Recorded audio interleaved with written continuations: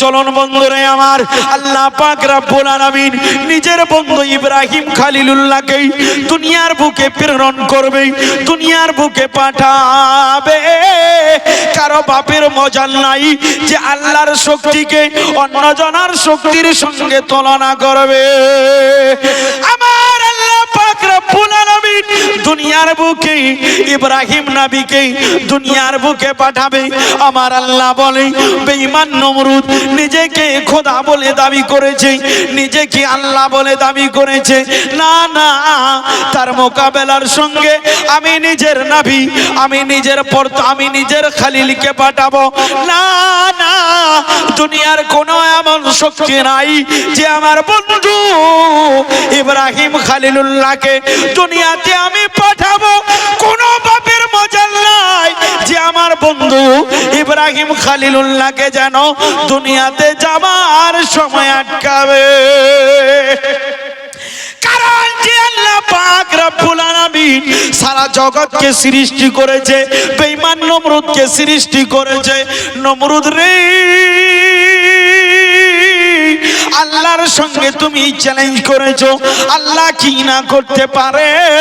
এবার বেঈমান নমরুদের কথাই, যেই মা গর্ভবতী ছিল, যখন বাচ্চা দুনিয়ার বুকে জন্ম হয়, ওই মায়ের পেটটা কেটে যেন বাচ্চাটাকে হত্যা করে দেওয়া হয়। হযরত ইব্রাহিম আলাইহিস সালামের মা বলে, আল্লাহ আমার সন্তান আমার গর্ভে আছে, জালিম বাদশা হুকুম করেছে, আদেশ দিয়েছে, আল্লাহ আমার যদি কথা কেউ জানিয়ে দেয় আমার বাচ্চা যেন অনাহারে মারা যাবে। সমস্ত তারিফ, যাবতীয় প্রশংসা, গুণগান, গুণকীর্তন, গুণভাজন মহান আল্লাহ পাকের দরবারে নিবেদিত, যিনি ওয়াহদাহু লা শারীক, যিনার কোনো শরীক নাই, যিনি নিরাকার, যিনি লফজে কুন দ্বারাই 18,000 মখলুকাতকে প্রেরণ করেছেন। আল্লাহ পাকের যদি প্রশংসা করা হয়, দুনিয়ার সমস্ত গাছগুছালিকে কেটে যদি কলম বানানো যায়, দুনিয়ার সমস্ত সমুদ্রের পানিকে একত্রিত করে কালি বানানো যায়, তবু আল্লাহ পাকের প্রশংসা লিখে শেষ করা যাবে না। পাক কোরআনের ভাষায় বলুন আলহামদুলিল্লাহ। আলহামদুলিল্লাহ। আজকের ডেটে, আজকের তারিখে দেখবেন অনেকজন ব্যক্তি বিমারিতে আক্রান্ত, হাসপাতালের বেডে শুয়ে রয়েছে। কেউ এই মহান পাড়াই আছে, জলসাতে যাব বলে শরীরটা কাজ করে না। তাকে জিজ্ঞাসা করুন, আপনার যদি সুস্থ শরীর থাকতো আপনাকে কেমন লাগতো? আজকে আমাদেরকে আল্লাহ সুস্থ সবল রেখে পবিত্র সভায় আসার বসার তৌফিক দান করেছেন। জবানটা খুলে বলেন না আলহামদুলিল্লাহ। আলহামদুলিল্লাহ। আর একটু জোরে বলেন আলহামদুলিল্লাহ। আলহামদুলিল্লাহ। বেরাদার মিল্লাতে ইসলামিয়া, আল্লাহ তাবারক ওয়া তাআলার কোরআন হইতে আমি আয়াত কারিমা তেলাওয়াত করেছি। তার ব্যাখ্যার পূর্বে ছোট্ট করে একটি গজল বলতে চাই। আপনারা শুনতে রাজি? একটু হাত তুলে বলেন তো, কারা কারা নারাজ, কারা কারা নারাজ? বলছে আমরা সবাই নারাজ। এদিকে মনে হয় ভুলভাল করে হাত তুলে দিয়েছে, বলছে আমরা সবাই নারাজ। তো যাক, এটা মোহাব্বতের হাত উঠেছে নাকি? মোহাব্বতের। আপনারা যেমন সুন্দরভাবে বসেছেন, একটু মাথায় রুমাল কিংবা টুপি দিলে আরো সুন্দর লাগতো, কিন্তু এই টুপির বাহানায় আবার যাবেন না। যেখানে আছেন বসে থাকেন, অসুবিধা নাই। রুমাল থাকলে দেন, নচেত কোনো অসুবিধা নাই, কালকে দিয়ে দিবেন। জুমার দিন তো দিচ্ছেন এই মাথায়, কোনো অসুবিধা নাই। তুমি মানলে মানো, না মানলে মন মানো না। সুবহানাল্লাহ। চলবে চলবে চলবে, এটা মহব্বতে বলেন সুবহানাল্লাহ। সুবহানাল্লাহ। তুমি মানলে মানো, না মানলে মন, ওটাই ছিল আগেটা ভালো ছিল, মানো না। আরে আশিকের আসল জান্নাত সোনার মদিনা, আরে আশিকের আসল জান্নাত সোনার মদিনা। মোহাব্বতে বলেন সুবহানাল্লাহ। সুবহানাল্লাহ। তুমি মানলে মানো, না মানলে মন মানো না। আশিকের আসল জান্নাত সোনার মদিনা, আশিকের আসল জান্নাত সোনার মদিনা। মোহাব্বতে বলেন সুবহানাল্লাহ আশিক হৃদয়ে যত ইশকেরি জ্বালা দূর করিতে পারে ওই মদিনাওয়ালা আশিক হৃদয়ে যত ইশকেরি জ্বালা দূর করিতে পারে ওই মদিনাওয়ালা দূর করিতে পারে ওই মদিনাওয়ালা তাই মদিনা মদিনা করে হয়ে যায় ফানা না না না না তাই মদিনা মদিনা করে হয়ে যায় ফানা আশিকের আসল জান্নাত সোনার মদিনা সুবহানাল্লাহ আমি ছাড়বো তোমরা ধরবে আশিকের আসল জান্নাত বাবা ধাক্কা মারে আশিকের আসল জান্নাত সোনার মদিনা আশিক হৃদয়ে যত ইশকেরি জ্বালা দূর করিতে পারে ওই মদিনাওয়ালা দূর করিতে পারে ওই মদিনাওয়ালা তাই মদিনা মদিনা করে হয়ে যায় ফানা ওরে আশিকের আসল জান্নাত মদিনা সবাই বলে না আশিকের আসল জান্নাত সোনার মদিনা এক সময় ছিল মদিনা অলকনের ভূমি নবীর চুয়ায় হয়ে গেল আরশের চেয়ে দামে সুবহানাল্লাহ মহব্বতে বলেন সুবহানাল্লাহ সুবহানাল্লাহ আমার নবী যখন মদিনাতে পা দেয়নি কদম দেয়নি নবী আসার পূর্বে ওই মদিনার নাম ছিল ইয়শরব কি নাম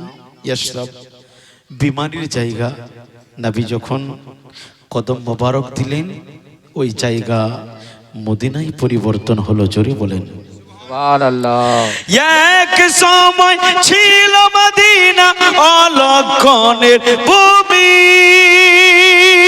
নবীর চুয়ায় হয়ে গেল আরশের চেয়ে দামে নবীর চুয়ায় হয়ে গেল আরশের চেয়ে দামি তাই মদিনা মদিনা করে হয়ে যায় ফানা তাই মদিনা মদিনা করে হয়ে যায় ফানা আরে আশিকের আসল জান্নাত সোনার মদিনা আশিকের আসল জান্নাত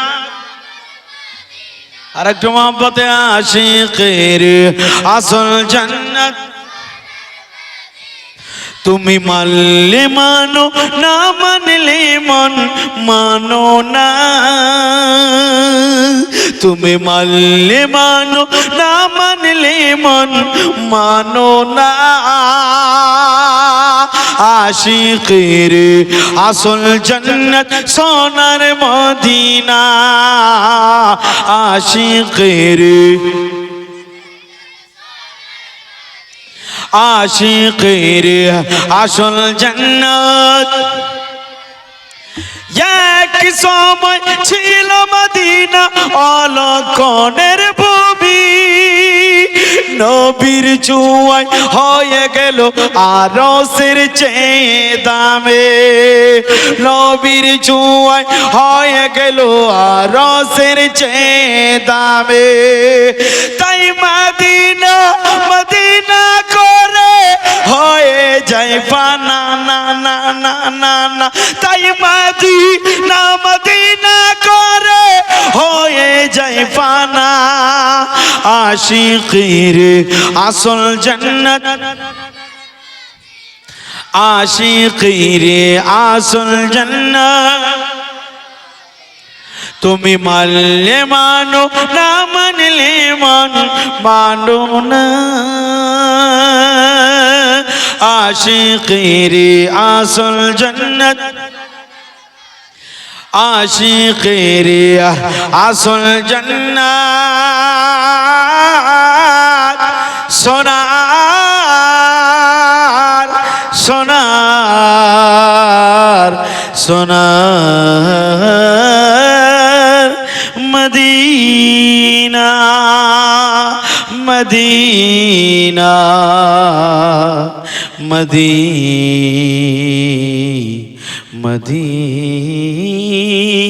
মদিনা।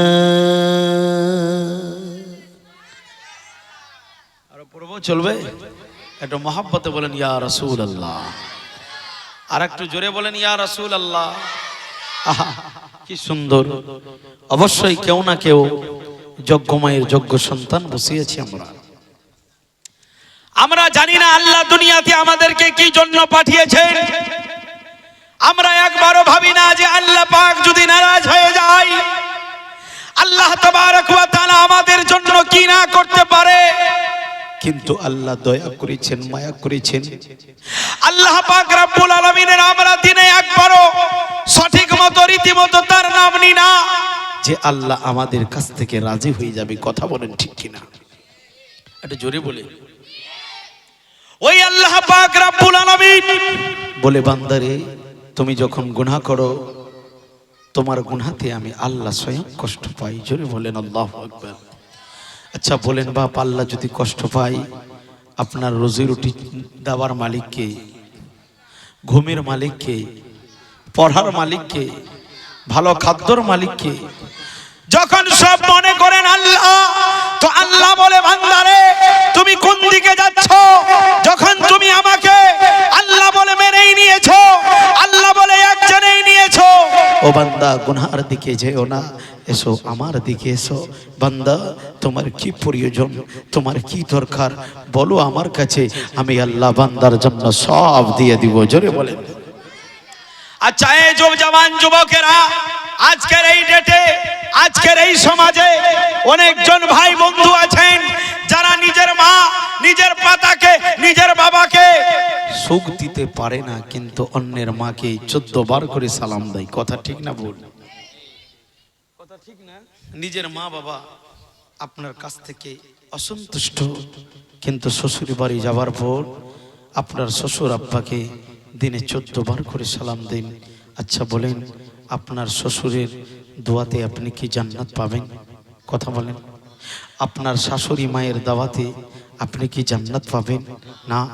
আরে মা ওকেই বলে, যেই মা নিজের কষ্ট করে কত তৃষ্ণা পেয়ে নিজের পেটটাকে চিরে তোমাকে দুনিয়ার এই মজা দেখিয়েছে। জোরে বলেন। ওই মা যদি কারো কাছ থেকে কষ্ট পাই, দুঃখ পাই বলেন, ওই ব্যক্তি যদি নামাজ, কেন তাহাজ্জুদের নামাজ পড়ে, ওর নামাজ কি আল্লাহর দরবারে গ্রহণযোগ্য হবে? মুসলমান কখনো হবে না। বেরাদার, মা বলছে বাবা খারাপ কাজের দিকে যেও না, ভুল পথের দিকে যেও না বাবা, আমি যেমন করে বলি তেমনি থাকো। কিন্তু কোন জওয়ান যুবক আছে যে নিজের মা বাবার কথা মোতাবেক চলে? বেরাদার আপনি জানেন না, এটা এই চাঁদের পরেই কুরবানির চাঁদ কিন্তু উঠবে। জোরে বলেন। কিসের চাঁদ? কুরবানির চাঁদ, যেটা চাঁদকে আমরা জিলহিজ্জা শরীফের চাঁদ বলি। আপনি জানেন হযরতে ইব্রাহিম আলাইহিস সালাম যখন মায়ের পেটে ছিলেন, নমরুদ স্বপ্নযোগে একদিন দেখছেন আকাশের মধ্যে অনেকগুলো নক্ষত্র উদয় হয়েছে, যেই নক্ষত্রের মধ্যে এমন একটি তারা উদয় হয়েছে যেই তারার আলোতে সমস্ত তারার আলো নিভে গেল। জোরে বলেন। নমরুদকে জানেন? নমরুদ যে নিজেকে আল্লাহ বলে দাবি করেছিল, নিজেকে আল্লাহ বলে দাবি করেছিল। এবার নমরুদ ওই স্বপ্ন দেখে চিন্তায় পড়ে গেল যে হাই আমি কি স্বপ্ন দেখলাম। নমরুদের দরবারে নজুম এবং যারা জাদুঘর, যারা কি বলে কর্মসূচি দেখতে পারে, সব সময় তার দরবারে ভিড় লাগতো। নমরুদ একদিন অশান্তি হয়ে গমগিন হয়ে বসে আছে।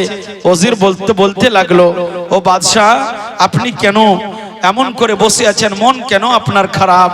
এবার নমরুদ বলতে লাগলো, হ্যাঁ গো আমি রাতের বেলা একটি স্বপ্ন দেখেছি, আকাশের মধ্যে অনেকগুলা তারা উদয় হয়েছে, একটা তারা এমন উদয় হয়েছে যেই তারার আলোতে সমস্ত তারার আলো নিভে গেল। এবার একটু পরে নজুমি কাহিনীরা বলতে লাগলো, ও বাদশাহ, এই সময়ে এই বৎসরে এমন একটি বাচ্চা জন্ম হবে, এই বৎসরে এমন একটি তারা উদয় হবে যেই বাচ্চার হাতে আপনার বাদশাহিয়তের জাওয়াল হয়ে যাবে, আপনি বাদশাহ থাকবেন না, আপনার বাদশাহিয়ত তাবাহ বরবাদ হয়ে যাবে, আপনি ছারখার হয়ে যাবেন। নমরুদ জালালিতে চলে আসলো আর বলতে লাগলো, না না, আমি আজ থেকে এলান করলাম যে যারা গর্ভবতী আছে বাচ্চা হওয়ার সঙ্গে সঙ্গে তাদের বাচ্চাকে নষ্ট করে দেওয়া হবে। ইস আল্লাহু আকবার কবীরা, কত বেঈমান জুলুম করেছে। আর বলে দিল যে আজ থেকে কোনো পুরুষ নিজের স্ত্রীর কাছে যেন না ঘুমায়। বেরাদার মিল্লাতে ইসলামিয়া, কিন্তু আল্লাহ যাকে বাঁচায়, পৃথিবীর মানুষ কি মারতে পারে? একটু জোরে বলেন, মারতে পারে? আর আল্লাহ যাকে মারবে কেউ বাঁচাতে পারে? কেউ বাঁচাতে পারে না। এই বলে এলান করে দিল।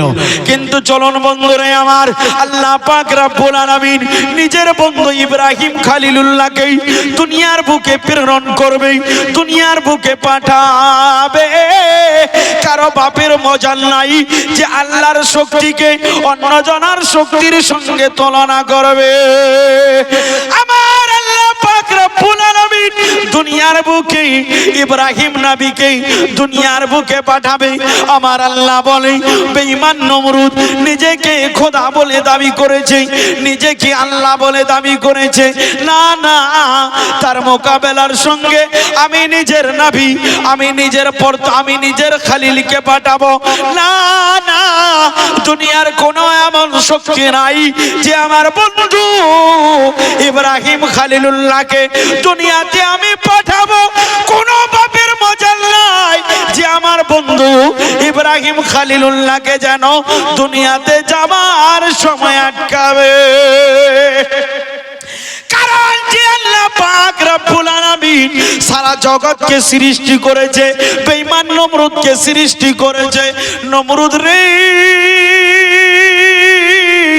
আল্লাহর সঙ্গে তুমি চ্যালেঞ্জ করেছো, আল্লাহ কি না করতে পারে?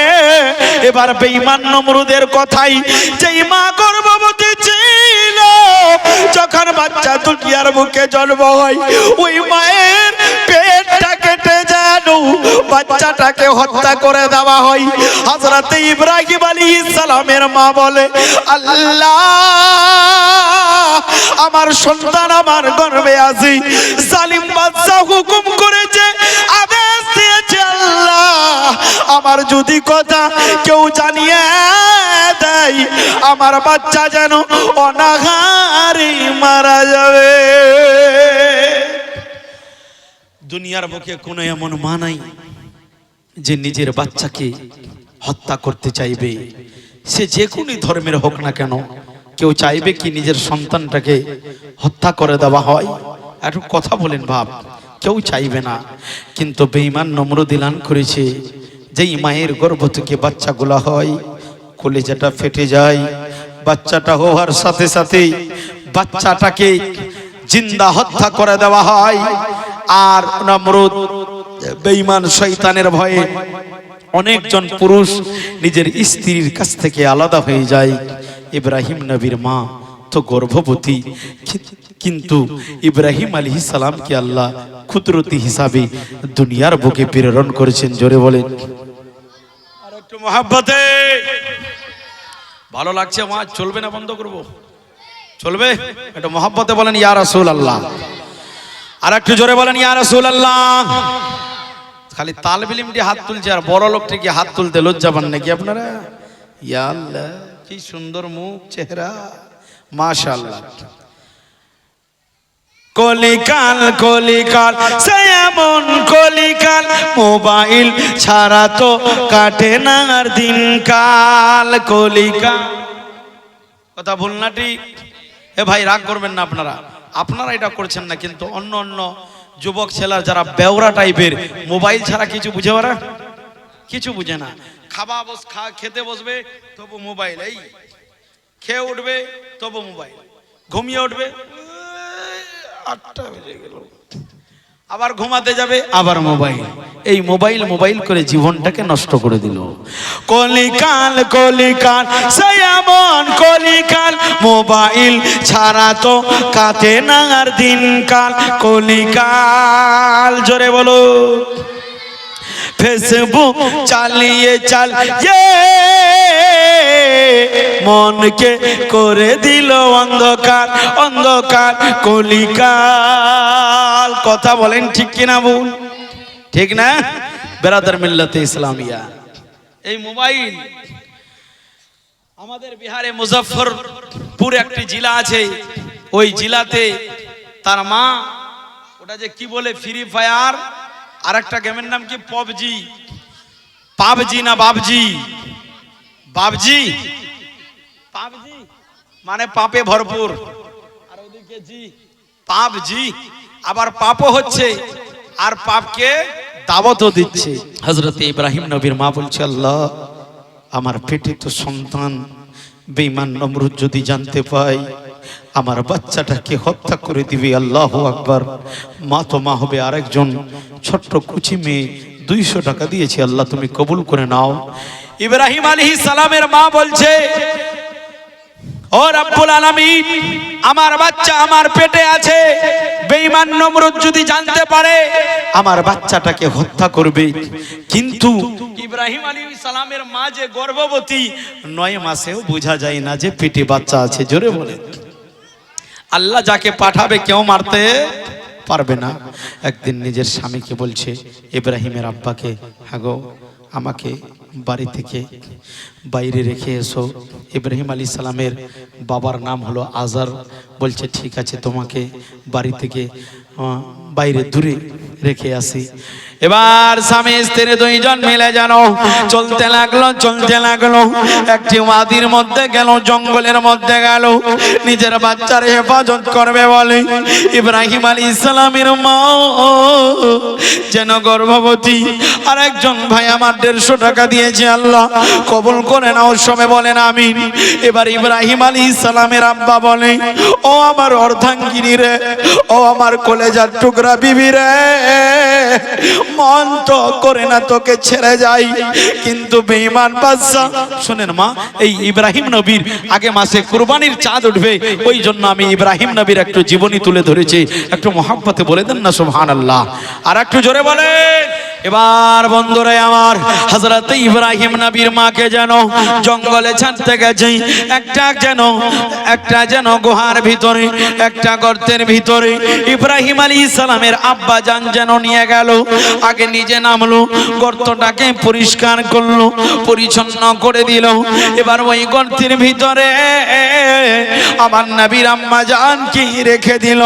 আরে সন্তানের জন্য কষ্ট যদি করে, এই দুনিয়াতেই যদি সবচাই বেশি কষ্ট করতে পারে যার নাম হলো মা। জোরে জোরে বলেন না সুবহানাল্লাহ। ওই মায়ের গর্ভ থেকে আজকে হাফিজ কারি আলিম ওলামা তৈরি হয়েছে। বন্ধুরে আমার, হযরত ইব্রাহিম আলাইহিস সালামের মাকে গর্তের ভিতরে নামিয়ে দিল। হযরত ইব্রাহিম আলাইহিস সালামের আব্বা বলে, হাই আজকে নিজের স্ত্রীকে নিজের হাতে গর্তের মধ্যে ছেড়ে গেলাম। আল্লাহ হিফাজতের জামিন তুমি গো আল্লাহ। এবার গর্তের ভিতরে রেখে দেওয়ার পরে উপর দিক দিয়ে যেন ঢাকন দিয়ে দিল, পাথর দিয়ে চাপিয়ে দিল। ইব্রাহিম যেন আল্লাহর নবী মায়ের গর্ভে আসে, দুনিয়াতে আসবে বলি আস্তে আস্তে সময় হয়ে গেল। আমার ইব্রাহিম নবীকে দুনিয়ার বুকে পাঠাবে, আস্তে আস্তে করে হালকা বীজ ব্যথা হলো, বোঝা যায় না। ওই গর্তের ভিতরে কোনো দায়ী ছিল না, আশেপাশে কোনো মহিলা ছিল না। আমার আল্লাহ বলে, যা যা আমি ইব্রাহিম নবীকে দুনিয়ার বুকে প্রেরণ করব। কোন এমন সন্তান নাই যে তার মা জননী একা তাকে জন্ম দেবে। ও জগৎবাসী রে, আল্লাহর সঙ্গে যারা চ্যালেঞ্জ করেছে, কালো মিটে গেছে, আজও মিটে ধ্বংস হয়ে যাবে। কি বলতেছিলাম যে বাচ্চা আপনার বাচ্চা কখন, আপনার বাচ্চা কখন নেকুকার হবে আপনি কি জানেন? জানা নাই। মা গর্ভবতী আছে, ওই গর্ভবতী অবস্থায় যদি জননী আমার আজনা বাজনা ঢোল তাবলা যদি না শুনে, কোরআনের তেলাওয়াত করে, ইতিহাসের পাতা প্রমাণ রয়েছে, কোন মা কোন বোন যদি নিজের বাচ্চাটাকে গর্ভে রেখে কোরআনের তেলাওয়াত করে, অবশ্যই তার বাচ্চা গোলামে নবী পয়দা হবে। জোরে অবশ্যই তার বাচ্চা, কোন জননী যদি নিজের গর্ভে আপন সন্তানকে করে নবীর প্রতি দুরূদ পড়ে, নবীর প্রতি সালাম পড়ে, সকাল সন্ধ্যা নামাজ পড়ে, অবশ্যই ওই বাচ্চা খাজা গরিব নওয়াজের গোলাম পয়দা হবে। জোরে বলে। কিন্তু মা বোনেরা তো সেটা করে না। গর্ভবতী অবস্থায় মোবাইল চালু করে নানা রকমের টিকটক আর ফ্রি ফায়ার হয়। ওই বাচ্চাটা যখন দুনিয়ার বুকে জন্ম হবে, গোলামে নবী জন্ম হবে, গোলামে আলী জন্ম হবে, গোলামে গস জন্ম হবে না, গোলামে ফ্রি ফায়ার আর গোলামে পবজি পয়দা হবে। কথাটা একটু কড়া লাগবে জননী, কিন্তু এটাই বাস্তব নাকি?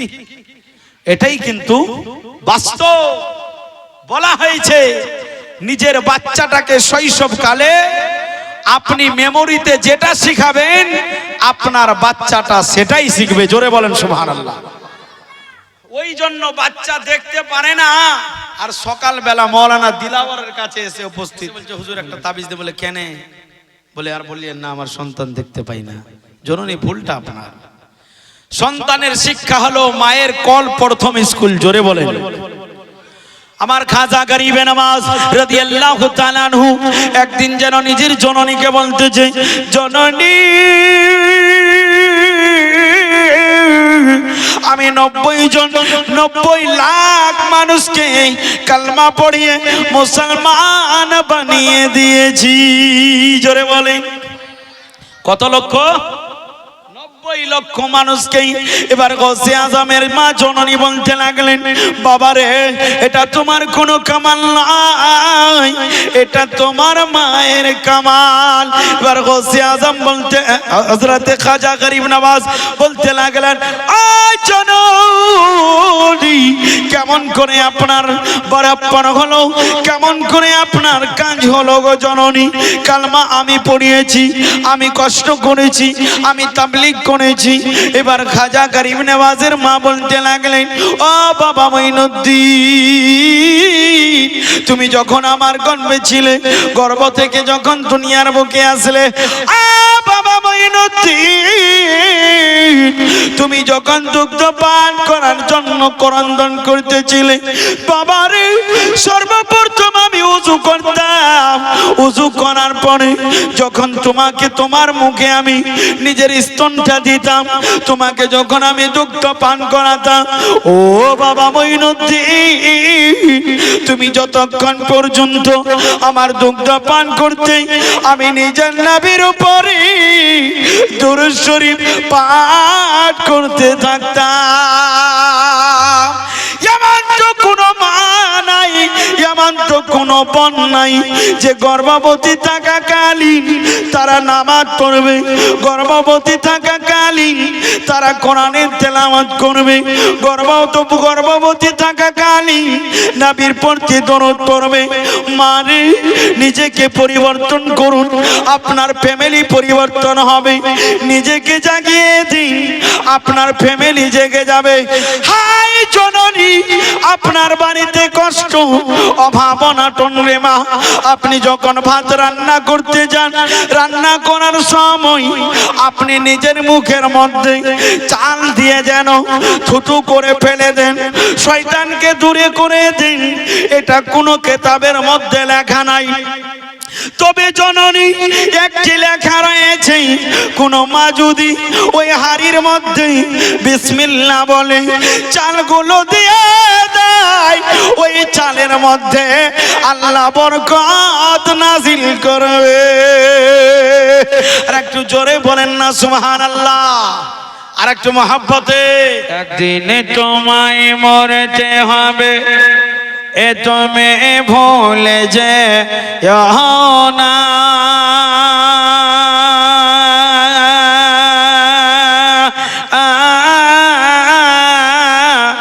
হবে মাটির বিছানা গো তোমার আসল ঠিকানা, হবে মাটির বিছানা গো তোমার আসল ঠিকানা। এ গাড়ি হে বাড়ি টাকা করি কিছুই সঙ্গে যাবে না।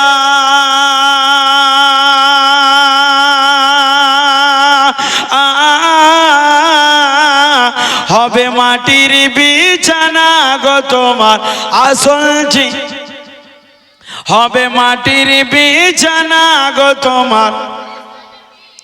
গজলটা শুনতে শুনতে তো পুরানা লাগছে, কিন্তু বলতে বলতে নতুন লাগছে। একটু জোরে বলেন সুবহানাল্লাহ। আপন জনের কান্না যেদিন সবই শুনতে পাবে,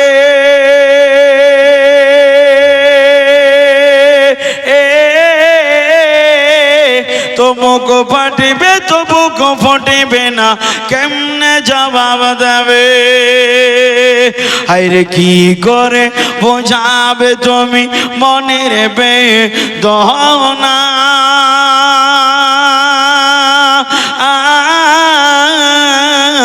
হবে মাটির বিছানা গো তোমার আসল ঠিকানা। কাঁদবে পিতা কাঁদবে মাতা কাঁদবে ভাই,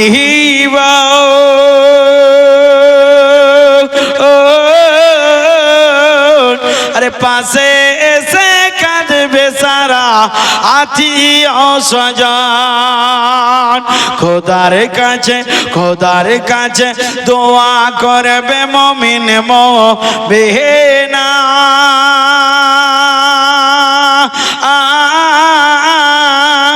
হবে মাটির বিছানা গো তোমার আসল ঠিকানা।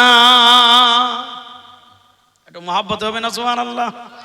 হায়রে এসেছিলে যখন তুমি এই নাসাদের ভবে,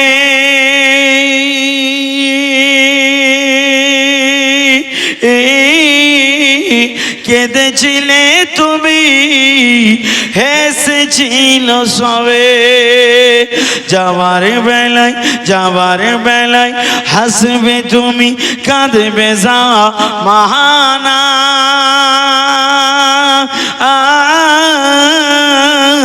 হবে মাটির বিছানা গো তোমার আসল ঠিকানা। এরা জালসায় বসে আছে না কোনো মিটিং এ বসে আছে? একটু সুবহানাল্লাহ হবে না? আর একটু আস্তে, আর একটু জোরে, আর একটু আস্তে। বাহ, কি কম্পিউটার সেটিং করেছেন! জোরে বললে আস্তে হয়, আর আস্তে বললে জোরে হয়ে যায়। তো যাক, ইব্রাহিম আলাইহিস সালামের আব্বা ইব্রাহিম নবীর আম্মাকে ওই গর্তের ভিতরে রাখলো। আল্লাহ পাক রব্বুল আলামিন কুদরতি হিসাবে ইব্রাহিম নবীকে দুনিয়ার বুকে ভূমিষ্ঠ করবেন।